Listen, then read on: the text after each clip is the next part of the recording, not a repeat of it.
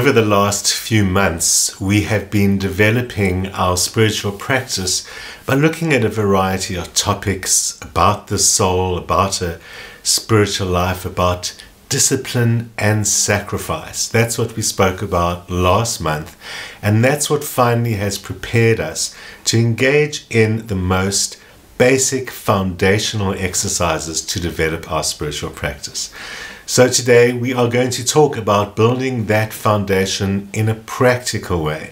Remember, you can go back on Facebook and on YouTube and you can look at the previous episodes. The last one was on the 2nd of June, and you can catch up with some of the background that I've been referring to and some of the basic motivations about why we are developing our spiritual practice the way that we are. One of the most important things I spoke about in the last episode was discipline, and how making a small sacrifice and combining that with discipline can become the very foundation and the very core of a spiritual practice. And that's what we are going to do with it tonight. The sacrifice that we are going to make is to get up earlier in the morning.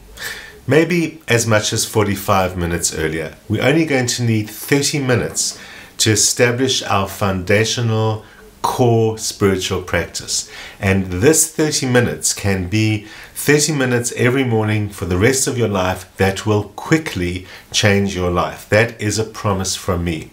So get into the habit makes the discipline a lot easier, but admittedly, sometimes the discipline of getting up in the morning is quite a tough one, especially when it's winter and it's cold and it's dark. So things are not always that easy when it comes to following a spiritual practice, because a spiritual practice is life. And it is like the rest of life. It has its easy moments and its difficult moments. It has winter and summer.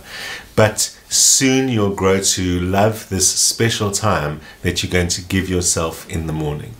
So we are going to focus on simple things that we were actually born able to do. I do believe that if a spiritual practice is going to be authentic, that if the very idea of a spiritual practice is at all authentic, then it must be something that is inherently possible to us as human beings. It shouldn't require us to know about a special book, in a special place, in a special point in history, in a special culture. All of those things are interesting, and we are making use of other cultures' ideas. We make very important use of Eastern culture in our development of these practices, because many of them have developed independently of religion. But the practices that we are going to select, even from Eastern practices, are things that human beings are inherently able to do without any special cultural information or ideas. And that, I believe, is what connects us universally as human beings, universally as spiritual beings. If the spiritual dimension of the human experience, if that spiritual consciousness is something that is true about being a human being, then it should be something that is relatively simple to access for all human beings. Remember, easy and simple are not the same thing. Easy is not there because of discipline, sacrifice, and patience, and how we manage our time. But simple is there. So here are 30 minutes a day, plus a few extra, that are going to help you establish your spiritual practice using simple methods that you were actually born able to do, that we're going to develop on a little bit. So why did I say 45 minutes? 45 minutes because you need a little bit of a start. Our idea of the disciplined practice is 30 minutes a day. The 30 minutes a day that will become the core of your day for the rest of your life. And obviously, there are going to be times when you find yourself in situations where it's impractical or impossible. You're traveling, or you're at someone's house or something like that. But you can find a way to make these three things a foundation stone of every day, even when you don't have half an hour. Now, I don't want you to get into the habit first of cutting down. Let's actually make that half an hour happen. But these three things you can kind of carry with you wherever you go, even if you have to manipulate time a little bit in order for that to happen. The core practices in question, the things that we're born able to do, are exercise, some form of movement, breathing, we don't even have to think about that one, and meditation, something many people think we weren't born able to do, but I'm going to show you that we are. We have done a previous show on meditation in this series last year, and we're going to do more, no doubt, in the future. But it's such a core spiritual practice itself that it's going to come up whenever we talk about practicing our lives as spiritual human beings. In one way or another, all of those practices draw on basic ancient spiritual wisdom. So the ancient teachings, not unexpectedly, are simple and core about being human. Even the exercise that we're going to do. Now, you mustn't panic. Exercise isn't the same as gym. Gym is something that you should do on top of any exercise that you're going to do here, because the exercises we're doing here are to develop your spiritual self, not your physical self. But they will work hand in hand. And in fact, without a strong body that you feel connected to and in command of, it sometimes can be more difficult to do these basic spiritual practices like breathing and meditating, which require a certain amount of strength and patience in order to get through. So remember the rules that we established last time. There are two basic rules that ensure the discipline. Firstly, you will always show up at the same time every day. And secondly, you will always sit there for at least half an hour. That's the deal that you make for yourself. Same time every day, and I sit there for half an hour. Same time ideally means you wake up early in the morning to do it. Even more ideally, before anyone else is awake in the house. Certainly before the sun is awake. So many of these practices capitalize on the fact that it's that early, quiet time of the day when you're most able to connect with that spiritual aspect of yourself. You need an extra 15 minutes, so don't get up at the moment that you're going to start. You actually need a little bit of preparation. So get up 15 minutes before, and that's going to allow you to do about 10 minutes of preparation. What is the preparation? It is a small ablution, a washing exercise of some kind. Cleansing is so important in so many spiritual practices. So naturally, you're going to start by washing your hands and face and brushing your teeth. You might take a shower in the morning or take a bath in the morning as your normal practice. That isn't what I'm talking about, and that you're still going to do afterwards when you would normally do that. This is all the extra that's been added to the day. So the ablution is almost like a new discipline itself. Some washing is necessary because it helps with mindfulness, being there, being present as much as possible. And it also helps you switch into that kind of dialogue with the divine, the inner mode that our spiritual practices require. So starting from that principle, we follow the traditional symbolic idea that you need to cleanse yourself in order to approach the divine. Now, whatever you think of as the divine, whatever you think exactly it is that we're doing here, it's this respect for self and respect for the greater that the cleansing process allows us to do. So it's really all about creating awareness and creating the right attitude, and you can even ritualize the cleansing process if you want to do that. So you use a small cup of water, and perhaps you pouring it slowly over each hand and then washing your face. Some of you might know more advanced cleansing techniques like using a neti pot or something like that as part of your morning ablution. A neti pot rinses the nostrils, but that's a different story, and that is still part of that same morning ritualized cleansing process. Pour water over one, pour water over the other. Be mindful, be aware that you're cleansing yourself. Use ritual attitude You don't want to take too long though. You want to dry yourself afterwards and then go to the room where you are going to be able to sit quietly for your half an hour. Later on, we'll learn more about using cleansing as a spiritual practice itself. In a later episode, we're going to do that. You need a place where you are going to practice your soul exercises on a daily basis. Make sure that that place is where you can sit for half an hour undisturbed, and whether it's by other people or by whatever else might be going on around you. Your bedroom, your study. If there's nothing else, put yourself in the bathroom for half an hour where no one's going to disturb you. You're not looking for a temple. You're just looking for a quiet place. Then we start on the first 10-minute exercise. The first 10-minute exercise is all about exercise itself. There are many benefits to physical exercise that go to mind and body, and they're very well documented. You could read about that anyway. The exercise that we're going to suggest here has got all those benefits, but with a couple of special advantages. Firstly, it's more interesting and meaningful than much of the repetitive exercise that we often do in, say, a gym situation.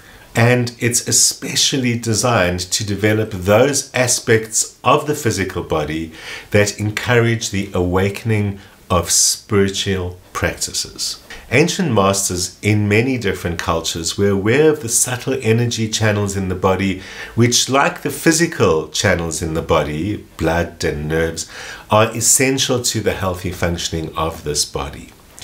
These subtle channels, which are sometimes called nadi, are also deeply connected to the functioning of consciousness and therefore to the development of higher states of awareness. So we are going to use traditional Indian methods for these core practices to try and awaken those nadi channels. Those of you who've done yoga will recognize the technique that we're going to use here today to connect that physical body to the greater spiritual world. Certainly if you've done yoga or if you've learned similar things, you're very welcome to use those. This isn't some Bible that we're trying to avoid that there's only one answer. We're just trying to connect with what you know to be natural and human. So if you've done Tai Chi or Qigong or something like that, they're basically the same types of energy that connect that raise the energy in the body and make us aware of something more than our body. You of course very much can use those. You might even have completely other cultural techniques, Native American techniques or things like that. Whatever it is, you can substitute if you have a practice where you are doing 10 minutes a day that include that physical process of connecting. But even if you are, I do recommend that you give the more kind of yogic ones a try that we're going to talk about today. Yoga is itself a system whereby it's not really about gaining physical strength. It's really about balancing the body, balancing the mind, balancing the soul so that they all unite together. Yoga means to bring together or to unite or to create union. And those familiar yogic practices that we all know or have heard of function to bring those energy channels into a state whereby we experience the union of body, mind and soul, and which is meant to allow us to meditate for a very long time. We're not going to discuss yoga too much today because we're going to be discussing more about that in a future episode itself. But I do want you to learn about a particular yogic technique, which I'm not going to demonstrate for you. I'm going to ask you to follow the links. If you're looking at this on YouTube, in the description you'll see links. If you're looking at this on Facebook, you'll see links. If you're looking at this on Cape Town TV, go to the Facebook page and you'll find links that help you do the salutation to the sun. The salutation to the sun is generally a 12-step yogic method. It's a movement routine that anyone can easily learn, even if you haven't done yoga. So I'm the yoga instructor or perfect demonstrator, and that's why I've linked you to some pages and some videos that can show you best how to do it for yourself. But simply put, it's a 12-step process of simple movements that flow into one another, that have a tremendous effect in raising that body energy, in getting the nadi channels flowing, all the energies in the body flowing, and which help you develop this connection between body, mind, and spirit. What's so interesting, what's so important about this technique, you know, the sun is the center of all energy. It's symbolized by that in yoga, in astrology, in so many things. So saluting the sun is a way of, on the one hand, acknowledging what's greater than us, giving thanks for something that's greater than us. It's a way of raising the energies inside of you and stretching your body and responding to the world as it wakes up.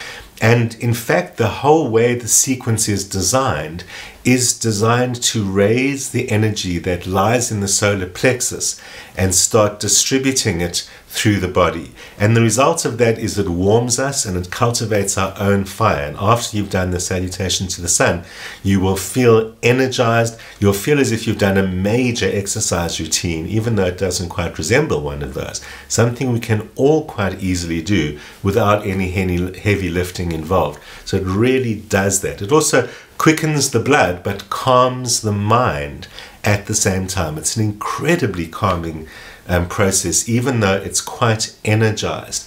That's something that you're going to love about it as well. And it's almost like a form of meditation while moving, while you perform those sun salutations. And so it's a way that we exercise, that we move, and that we breathe all at the same time. Because like all exercise, you need to regulate your breath to go along with it, so that actually you don't get exhausted or you don't run out of breath. When we do the sun salutation, we experience for ourselves how the extending of the spine and how the extending of the energy channels in the body relates to the breathing pattern of inhaling and exhaling, and relates to the basic movements that become our meditations and eventually are developed into postures in the actual process of yoga itself. And you know, something that should be noted is, of course, it gives us the experience of devotion as well. We get to do a salutatory and bowing experience to something greater than ourselves, the divine. Acknowledging the divine is the first step to connect your body to the divine, to something greater than yourself.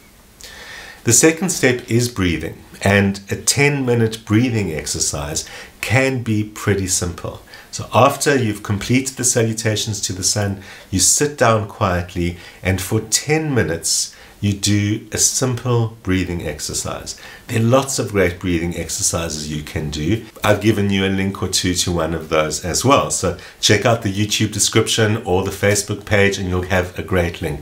But I want to quickly tell you one great breathing technique that you can learn right now and walk away from the TV knowing. It's called yogic breathing.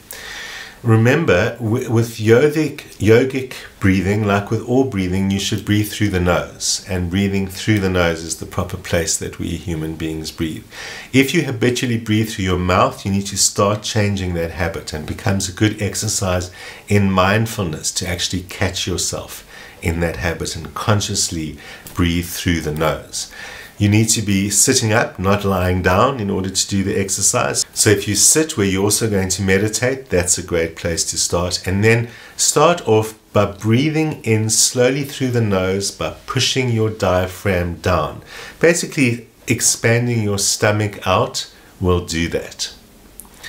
Then you can breathe in and try not expand your chest. Just pull the feeling of drawing the diaphragm down and the stomach out, and that breathes air in.